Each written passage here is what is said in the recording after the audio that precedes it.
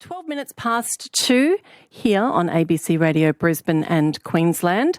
A Senate inquiry into menopause and perimenopause was due yesterday.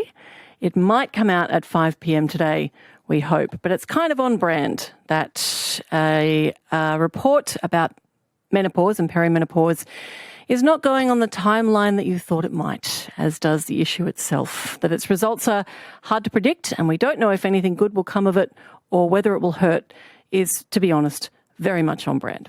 Claire Kelly is a women's health, menopause and cancer care nurse. She's a registered nurse, an accredited health coach, a licensed menopause experts group champion, I need to know what that is, and a local business owner at Healthy in the Middle. Hello, Claire. Hi, Kat. How are you? Very well, thank you. What is a menopause experts group champion when it's at home? Yeah, that's interesting. So in the UK, there was a group set up of women who wanted to advocate and empower other women, advocate about menopause in the communities and advocate for improving the support and information available to women with menopause. And so they created this, there's like a network of a few hundred women who work in the community, doing community events, educational events around menopause. They provide education to these women to support them to, be trained with evidence-based information and then go on into communities to support those women. And there's probably about 20 or 30 of us across Australia and New Zealand who are part of Menopause Experts Group who are continuing that wave of advocacy in the community into Australia, New Zealand and around the world. Interesting. And interesting that you hail from the UK because they went through this process. There was a report generated in 2022, which we'll get to in a little bit. But what do you hope this Australian report tells us? What information don't we have that we do need? Yeah, I think, well, in terms of what information don't we have that we need, I think we need information to prepare women before it arrives. That's probably the most critical piece. And that information needs to be evidence-based information, not something that's spruiked by pharmaceutical companies, social media campaigns, etc., but good quality information before we arrive at that destination of perimenopause, ideally. And we also need information and education to be improved amongst our health professionals. So I used to be a cancer nurse, and it was only when I went through my own menopause that it dawned on me that I had been very poorly supporting my women patients who were having menopause from cancer treatments. And, there's a big gap in education of health professionals. And a recent survey showed that, not all GPs have received up-to-date evidence-based training around menopause. So I think we will definitely see something in that space come from the menopause inquiry. And in addition, there needs to be more research done, particularly with some of our more vulnerable groups, women in regional areas, women with cancer, women. There just has not been a lot of research done to really help us to understand what women really need. So there needs to be more research in that space. And I guess the final thing is supporting the workplaces to support their women, to keep women at work so they're not leaving the workforce before they should be. We've got some great talent and experience of senior women in the workplace who are struggling both at home and at work. And so I think there'll be something in the menopause inquiry around workplace support. It's interesting when you refer to research. I've recently found out that I'm a little neurospicy, is the way that some people put it, a little neurodiverse. And that adds an extra degree of difficulty when it comes to hormonal changes, things that perimenopause and menopause may bring about. And the research is scant because putting those two things together is kind of, it's not new, it's been happening for centuries, but in terms of us understanding it, it has. So what the research that we have now may not be accurate. Absolutely. I completely agree with that. And there's also, we need to be so much more broader when we think about perimenopause and menopause. Yes, nearly all women are layering perimenopause and menopause on top of something else, whether that is, for some women it might be cancer, which is obviously what I'm very used to working with. But equally, we have some, this affects anybody that was born with ovaries. So it's a much broader conversation than thinking that it's a one size fits all. It's really not, and research needs to reflect our community. I'm perimenopausal, maybe Possibly. I don't know. I'm 48. My internal thermostat seems to be broken, so I suspect that is the case. And my tape measure is not my friend. But the first I heard about it being a thing, even just the word, I was probably already in it. Yeah. I probably could have done with a heads up as to why the things that were happening to me were happening. Why don't you think we do that? Why are we only hearing about it when we're possibly in the thick of it? Yeah, that's it's such an important question. And I think, we've waited until it's come around. It used to be very taboo. It's fantastic that we're having this conversation. It's so not taboo. I've been going into workplaces talking about it, and it's we're getting much more comfortable talking about menopause and perimenopause. But the reality is that people think that it starts in our 50s, that it's an old woman's thing. And the reality is that for many women, it will start in their 30s or 40s, mostly in our 40s. But for some, it does start in their 30s. And so it's just not on your radar. We're not taught about this in school currently. We learn about it when we're having so many problems and we think there's something else wrong with us. And then we start talking about our challenges, the situation we're in that we're struggling with for the first time. For many women, they experience anxiety for the first time in their life and they think it's a mental health issue. So it's usually when people go and get support because we just weren't prepared. Nobody told us about it.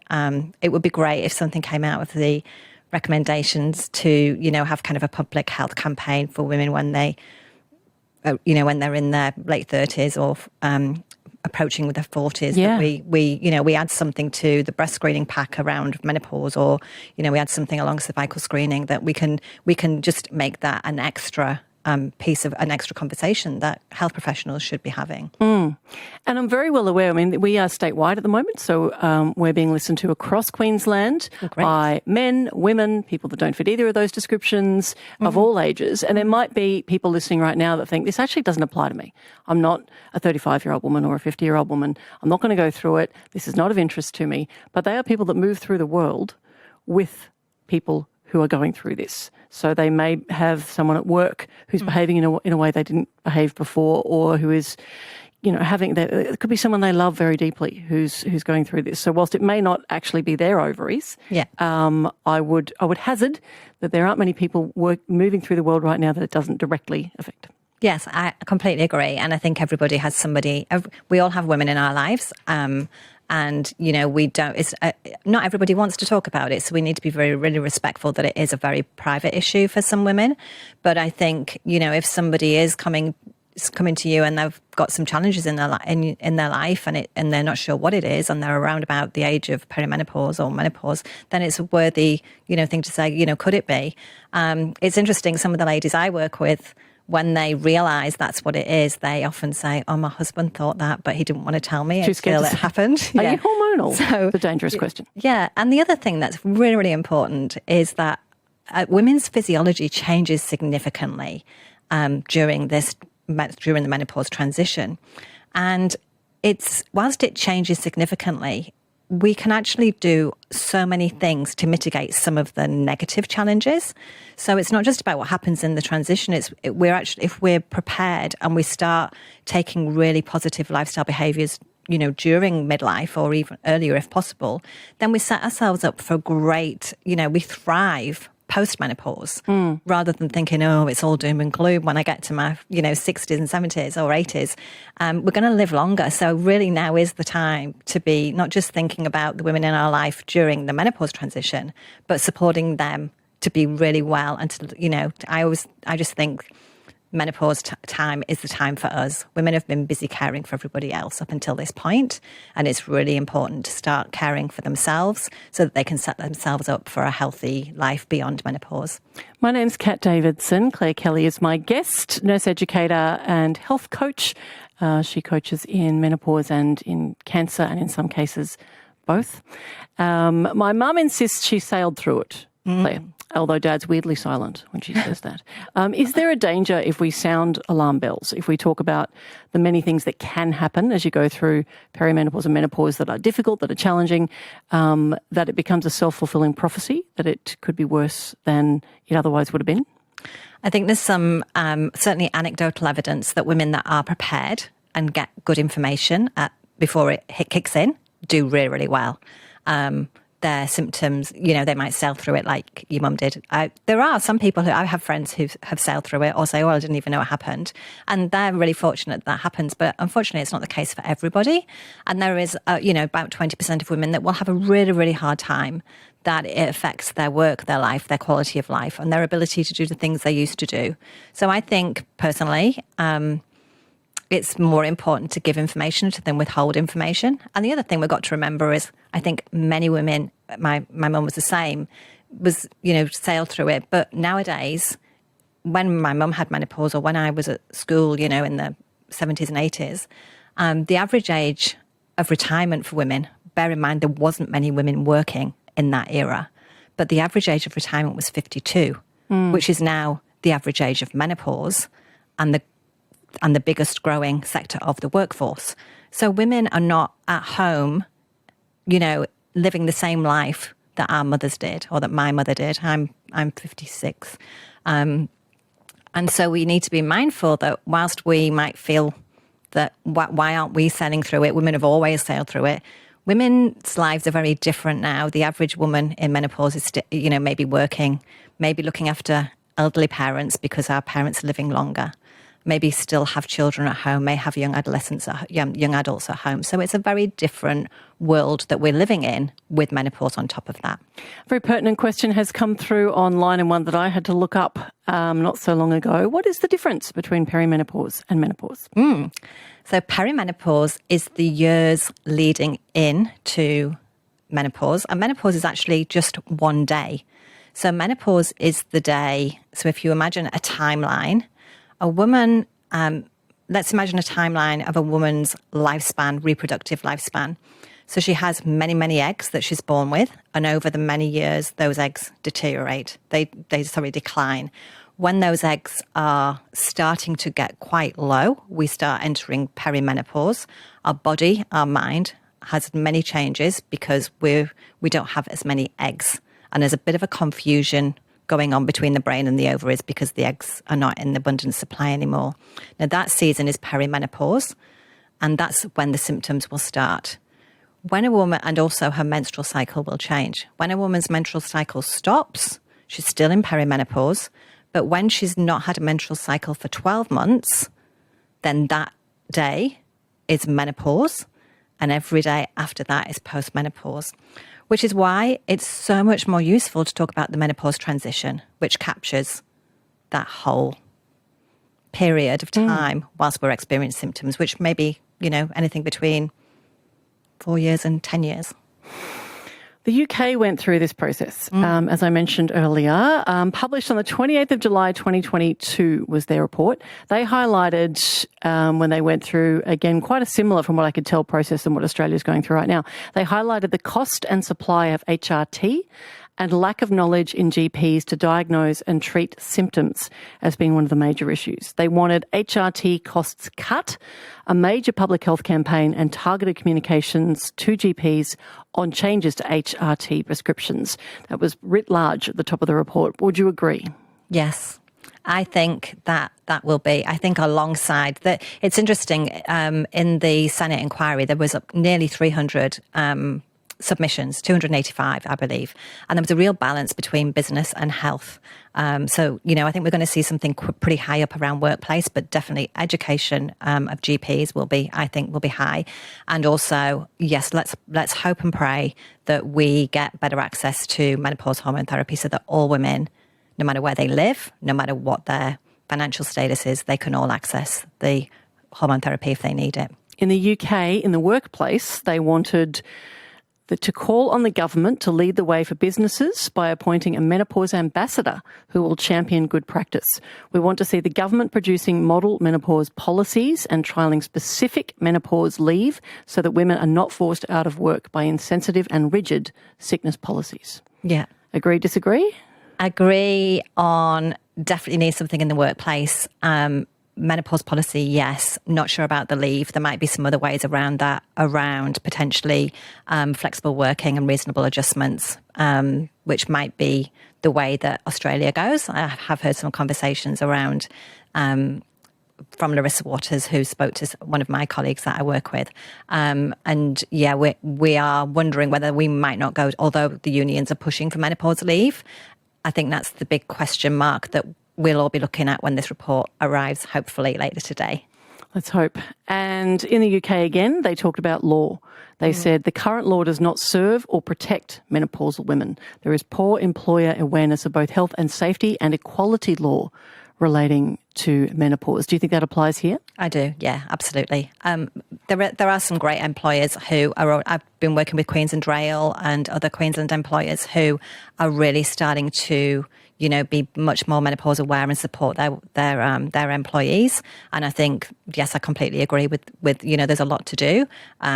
But there's motivation to do it, and there's people to help those organisations to do it as well. It's interesting as we're talking here, Claire, we've got a couple of texts coming through from women who want your advice. Yeah. I imagine that's an occupational hazard when people find out what you do. But Karen has said, I just wish I could have my size 10 body back. Yeah. I tire of people telling me to eat less and exercise when seemingly it doesn't matter what I do. I can't shift excess weight. Is there anything that can help my dead metabolism? A very personal problem there for Karen, but quite a common one, I would think. It's very common, and a lot of the women that I work with, that's their priority, a big priority. And yes, there are things we can do. Obviously, we don't have time to go into all of that today, but there are definitely things we can do. And we don't have to. We definitely have to change some of the things we do when it comes to our nutrition. We don't metabolize glucose in the same way. Estrogen, one of the things that people don't realise is that estrogen receptors are on the surface of nearly every cell in our body. And so when we lose estrogen, it's much more than our ovaries. It has a systemic effect on, that's why we have so many changes, you know, with our joints, with our brain, with the way we metabolize our food, with our gut. We're more likely to have inflammation in our gut and throughout our body. So there are definitely things we can do. And I have worked with a number of women who have managed to crack the code. It's different for everybody though. So and as with everything to do with menopause and women's health, it's absolutely not a one size fits all. For sure. And another question for you. What effect does a Mirena have? Am I pronouncing that correctly? Yeah. I don't have one. On menopause symptoms. Yeah, well, somebody might have a Mirena in situ if they've had endometriosis or particularly heavy menstrual cycles. It may mask some of the symptoms, which could be a good thing or a bad thing. You know, it means that they may be less aware of some symptoms, but equally they may be less aware that they're heading into perimenopause or menopause. It's not something that's indicated to treat menopause. Women will have that in as either a contraception or to support some other condition, but it's really not something that's, you know, regarded as something that is aligned, particularly with menopause. Yeah. So many questions I'm sure would come through if we opened the floodgates to it. Now, you've got a workshop coming up. Yeah. There is a cost attached, but what kind of things do you talk about and when is it? So I'm partnering with an exercise physiologist from Studio 99 in West End, and we're delivering a half-day workshop on the Saturday, the 5th of October. And we're going to be talking about some of the things that are on the questions, no doubt, from the ladies that are sending messages in. We're going to be talking about menopause, about estrogen, how it affects your body, what lifestyle changes you can start to implement. And it's called Prepare for Peri, Manage Your Meno.